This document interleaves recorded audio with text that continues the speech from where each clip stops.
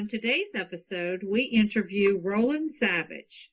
He's a retired, licensed clinical professional counselor, and we discuss the difference between sociopaths and psychopaths in literature.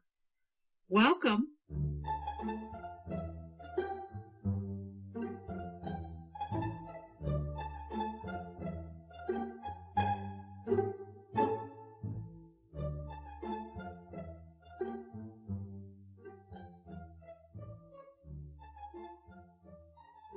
Hello, and welcome back for Bookend number 10. I'm your host, Ann Dark. And Tracy Stormy. And we are here together. We have a pre-recorded interview with a personal friend of ours. He is Rowland Savage, is a retired licensed clinical professional counselor. He holds 2 advanced degrees from Johns Hopkins University, where he was a faculty associate in the graduate program of the School of Education for 22 years. Rowland was also the coordinating head of the School Counseling Services program for the 164 schools in Baltimore County's public schools until he retired in 2005. At Hopkins, Mr. Savage taught core courses in counseling theory and practice and wrote new courses in bereavement counseling, adolescent suicide prevention, brief therapies, and crisis management. In the Baltimore County public school system, Mr. Savage created 7 traumatic loss teams to assist students and school staffs with following sudden deaths in their school community. The model he developed is used, in whole or in part, in 33 larger school systems throughout the country. Mr. Savage has been a guest lecturer who speaks nationally on a variety of crisis-related topics. Rowland has had a lifelong love of interspersing mystery reading with his professional academic reading. He especially enjoys novels that have psychological twists or themes to them. Rowland enjoys a 49-year marriage to Maureen Kennick Savage. They have 2 wonderful children. Both are married, have jobs, have homes, and there are 2 grandchildren. His life is good, and we are very thrilled to have Rowland visit with us. Rowland approached us about doing this interview, and we were thrilled because we have always had questions about this subject. We run into this all the time in mysteries with different mental ailments, and this helps answer some of our questions, so we hope helps you answer some of yours. And we will get right to that interview now. I hope you enjoy it. I would say there's a common theme in a lot of mysteries that deal with either psychopaths or sociopaths, and we've always been curious about what the difference is, and we happen to have somebody here who can help clarify. Yeah. We'd like to welcome Rowland Savage. Welcome. Thank you very much. Thank you. I'm also interested in the same question because I unfortunately find that people who discuss psychopathology and sociopathology almost use them interchangeably, and it really should not be.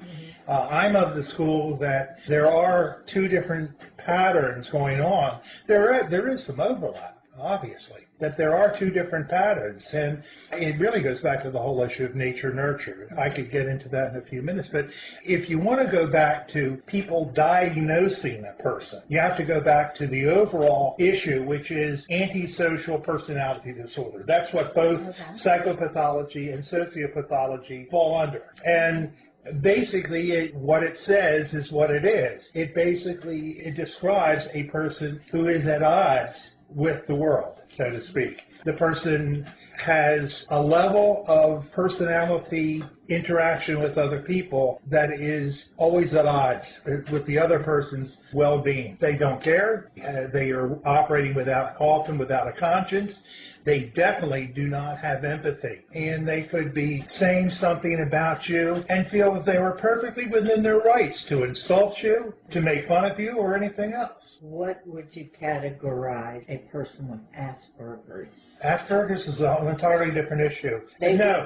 They wouldn't fall into this category at all. No, because they basically have a disability to read social clues. It's not the same thing. The other person may see social clues and not care about them. They have no empathy for you. Oh, okay. Asperger's is actually a disability. In fact, IDEA, Individuals with Disability Act, classifies this as a disability. It is a cognitive disability, an inability to read social clues. They can't understand when they're talking too much. Boy, that ought to be a message for me. But they can't understand when they're talking too much. They can't understand why other people feelings are hurt. They can't understand why a person would feel insulted because they turn their back on them or anything else. My son That's has different. Asperger's. Yeah. I think my husband has Asperger's. Yeah. And yet they can be very bright people.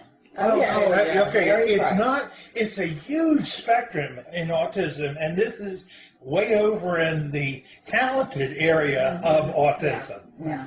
But it has to do, whereas the person with an antisocial personality disorder, that's why I like your question so much, that person operates in his personality structure, in every interaction with other people, from a lack of empathy, a lack of conscience, a lack of caring, disregard for other people's rights. If you sit down and point out something to an Asperger's kid, somewhere along the line something will be heard. Whereas with a sociopath they don't care, because narcissistically they'll say things like, well, she had it coming to her. That's what I was going to ask. Yeah. They are all narcissists. They really are in quite a way, because their code of ethics is completely off from whatever you would read. This is why you only get a small number on these little tests that you take. It's because basically you allow your ethics to come in. You allow your conscience to come in. They don't. Yeah. They don't. But couldn't somebody with Asperger's be misdiagnosed if they didn't go into the deep? I would hope in this day and age we're a bit better on that. But I would think a person that has not had a good advocate for them could be misdiagnosed. Right. Yes, right. Yeah, sure. But I think we've really kind of advanced the mark, so to speak. The years ago they were just considered odd, different, or strange. So is there a spectrum when it comes to the antisocial? Oh my God, yes, of course, okay. of course. You have a number of very talented businessmen. They're sociopathology oriented, basically because they'll run roughshod over rules. They don't care about regulations. They'll cut ends. The bottom line is the only thing that counts. They can be good at business. They can be very good at business. They can be extremely good. And politics, absolutely. I say that not without real concern about present times. My point is, there are a whole bunch. We know in alcoholism there are functional alcoholics. Okay. There are huge numbers of functional sociopaths. And so, it argues that maybe, I think I threw out a number to you, that in our population, there are probably 4% or more who are sociopaths, and only about 1% of our population are psychopaths. Really? Oh, yeah. And it's nature-nurture, to go back to that. Psychopaths, you can often hear people say, well, he was born bad. And that's not too far off the thing, because it truly is a nature thing. We see kids that are fire setters, cruel to animals, killers of animals, abusive of other people's rights, horrible toward their brothers and sisters, etc., yet very beguiling and smooth around their parents. Manipulative. Yeah, they are hugely manipulative. Ted Bundy type. Ted Bundy always comes to mind, because what was he? He was handsome, he was smart, very smart, in fact. And he could convince anybody that he was somebody to be trusted. Right. And yet, the whole idea of selling this trust was his way of becoming a serial killer. Yes. You know, I go back to this. I think it's Tracy again.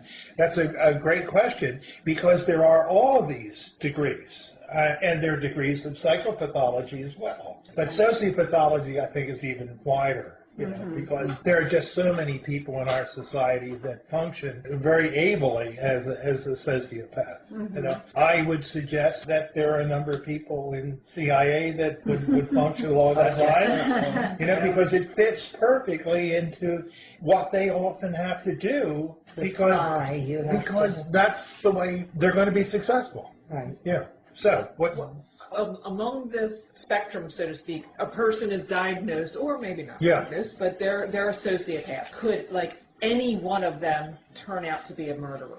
Oh, yeah. Yeah. Sure. So, yeah. you know, in the low end of the spectrum to the high end of the spectrum, I think any of them could, but it tends to be the people who are most self-destructive that tend to be the murderers because basically they're impulsive. The larger the degree of impulsivity, the more likely you are to act on your anger, on your sense of hurt, justice, that sort of thing, and revenge. All I can do is kind of point out abusive spouses and just what is their thing that they say time and again. She asked for it. She was asking for it. It's her fault. If we didn't have that second kid, everything would have been fine. Yeah, exactly. And all of those kinds of things. Yeah. So but from what I have seen, the closer you are to the full anger, revenge, the idea of hurt justice, the idea that you're trying to